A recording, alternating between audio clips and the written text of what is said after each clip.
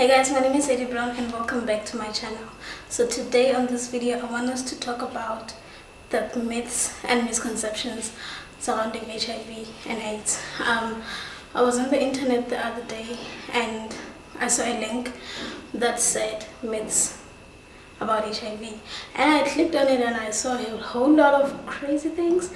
I was like, do people really believe these things? So maybe I should make a video and try to address some that I feel like maybe some of the most common ones, and that's what I'm here to do today. So I've written them on my phone and I'm going to be addressing them, but I'll be looking a lot on my phone because I made a list. So let's get into the video.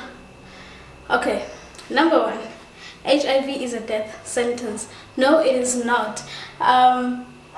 You can live with HIV. It's possible for you to live with HIV. With the right treatment, of course, you can live a normal lifespan. You don't need to die from HIV. So yeah, it's not a death sentence. It doesn't mean it's the end of the world. That's like the narrative I'm always trying to push. You can live with HIV. So yeah, it's a myth.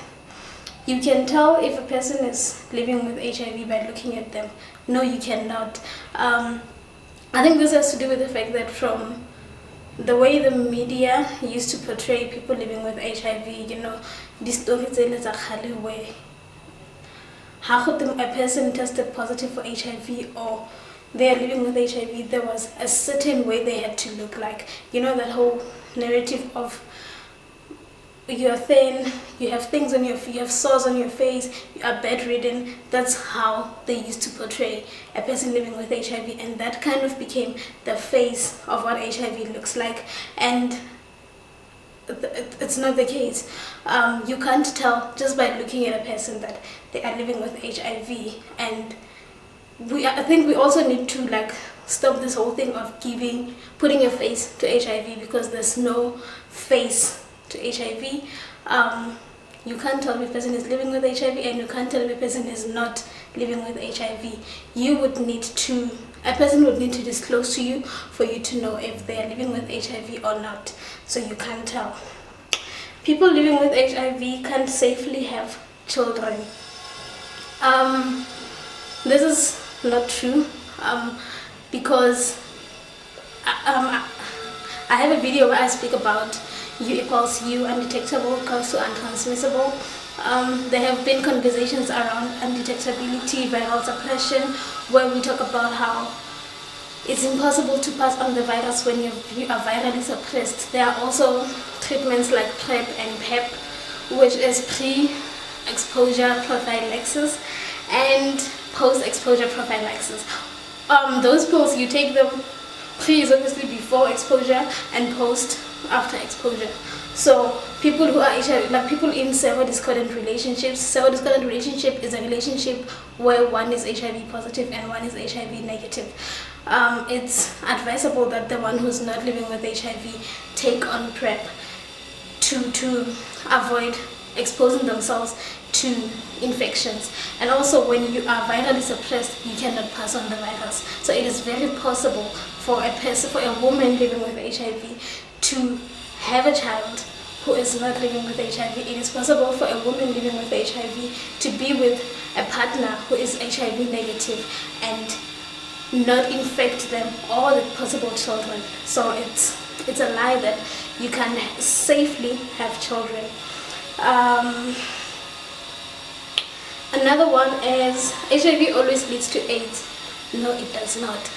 With the right treatment, as soon as you find out about your HIV status and you adhere to treatment, because now there's that test and treat thing that has been implemented, where if you test positive for HIV, you immediately get enrolled on treatment. That way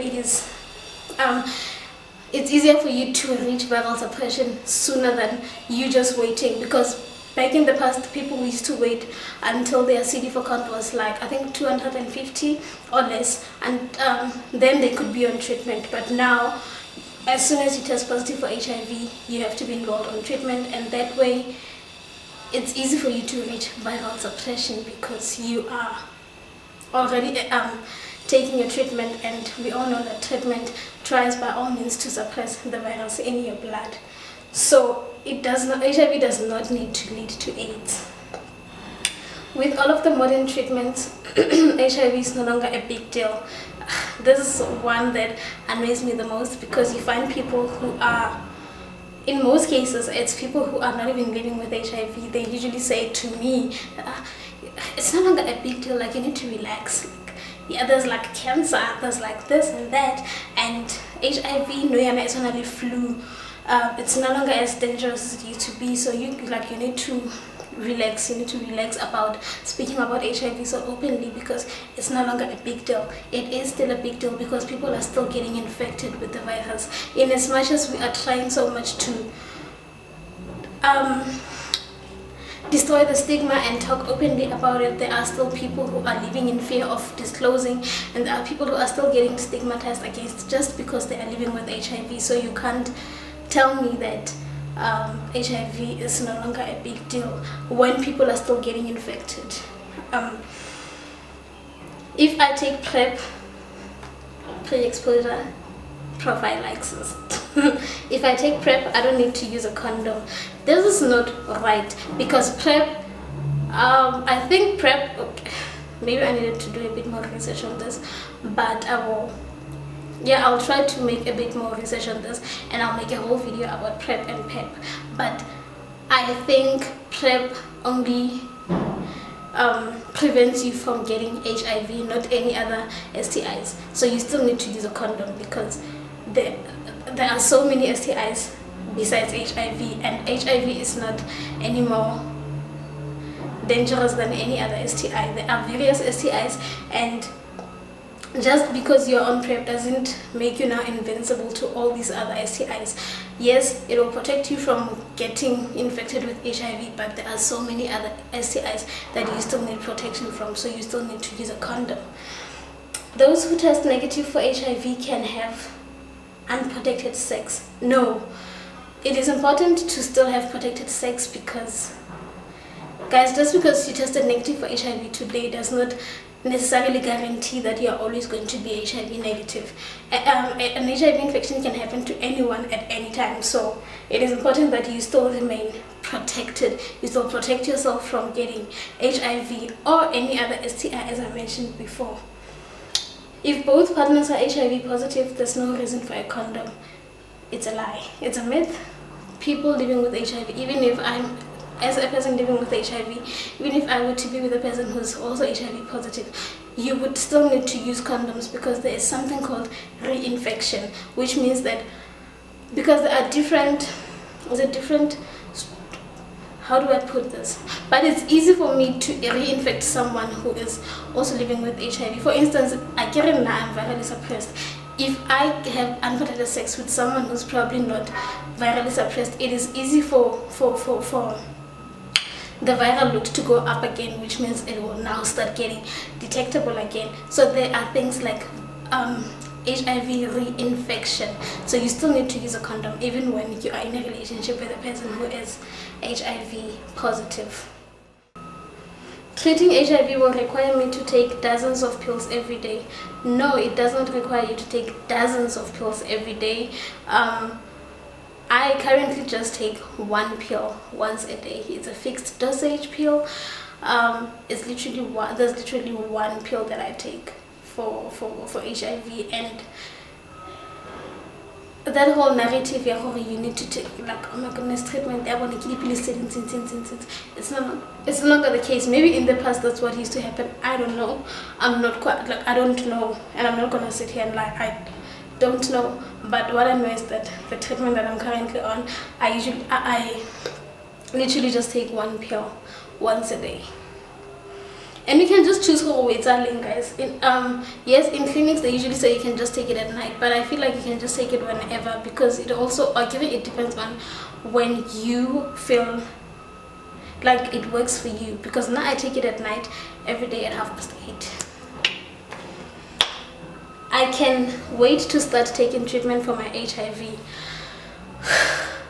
I think you can, ne?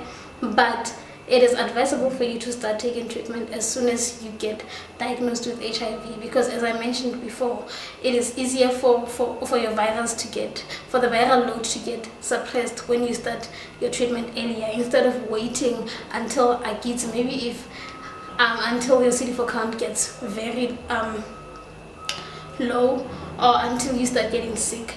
It's quite advisable for you to start your treatment as soon as you get diagnosed with HIV. I'm not going to live long enough to worry about other diseases. No, you are going to live. People who are living with HIV live long lives. Guys, I was born with the virus. I am 24 years old. So you are going to live a very long life. HIV is not a death sentence, so you're not going to die just because when you tested positive for HIV, and you need to constantly be looking out for your health. Also, because I think when you're living with HIV, you get more exposed. You are more at risk of opportunistic illnesses. So yeah, you definitely need to worry about other illnesses. A person can contract HIV from infected animals and insects. No, guys, HIV, the H is human. So it's a human virus. It's a virus that affects human beings. A human being cannot infect an animal, and an animal cannot infect a human being with HIV. So that's a myth, it's a lie. You would definitely feel sick if you had HIV. Not necessarily. I know that a lot of people have this whole concept that people living with HIV, that whole thing of walwala, she is dying, she is sick, that's the narrative. That's what makes people think. As a person living with HIV, you can just have the pain just because. No, HIV is just a virus, and honestly, when you are on treatment, you live quite a life that is just as any other person who's not living with HIV. The only difference is I take my pills. That's literally the only difference. Having HIV means you can only have sex with other people living with HIV. No. No. No. Why? What? I don't have any problem with people living with HIV. I am a person living with HIV, but as people living with HIV, this whole thing of maybe I should just date people living with HIV because it's less stigmatic. Is stigmatic a word? I hope it is, because it is less stigmatic. Or what? It doesn't, like, your HIV status does not have to limit you in terms of dating or having sex. You don't need to let it limit you for, okay, I'll just sleep with people who are living with HIV just because I am a person living with HIV. You can sleep with whoever you want to sleep with. You can date whoever you want to date, as long as it's mutual, as long as there's consent. Let's just go. And also, people who are HIV negative also have that thing, that perception, that narrative, like you guys should just date amongst each other to just keep the HIV there, because I get when they feel like they are superior, because when they're not living with HIV, so we must just yeah. But no, it's a myth. Your HIV status does not have to limit you or who do you want to have sex with. No, as long as it's consensual, as long as you guys are adults, then you guys can do whatever you want. HIV can be cured, or there is a cure for HIV out there. There's no cure for HIV out there. No, HIV cannot be cured, and there's no cure for HIV out there as far as we know. And that is one myth or one misconception that annoys me the most, because it's one we are always as people living with HIV. HIV, there's a cure out there. These pharmaceutical companies are just sitting on it. because they are making billions from ARVs. And these pills are toxic, they are damage. And in most cases, it's people who are not even living with HIV. As a person living with HIV, and they're going to come tell you that, yeah, nah, I believe that there's a cure out there, blah blah blah blah blah. And it's a tiring conversation to have, because firstly, yeah, maybe there is a cure out there, maybe there is, sharp, but ikai no yan. Must we now stop taking our pills? Must we now stop taking our treatment? And then what must we do in the meantime? Must we die in the meantime? What must happen? So it's a conversation that honestly bores me. It annoys me so much. I don't like having it with people, especially people who are not even living with HIV, because firstly, you don't understand my struggles.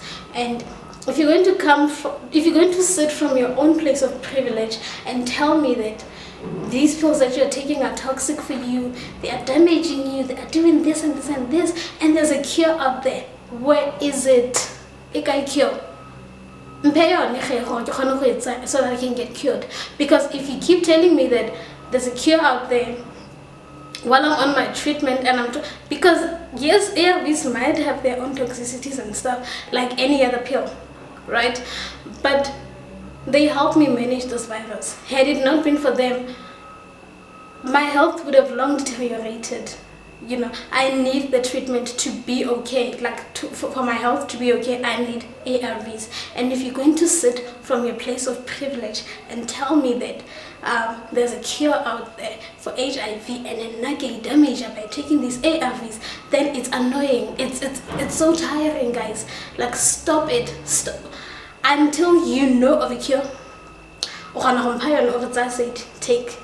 This is a cure. Take it and have it. Or call it ARVs. Then please leave me alone with my ARVs. Please leave me alone with my ARVs. That will be all from me. Thank you so much for watching.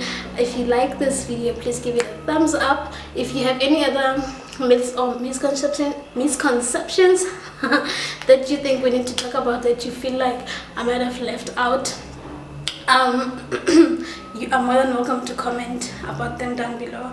Let's have a conversation beyond this video. Let's just have a conversation on the comment section. Thank you guys for supporting me. Thank you guys for watching my videos.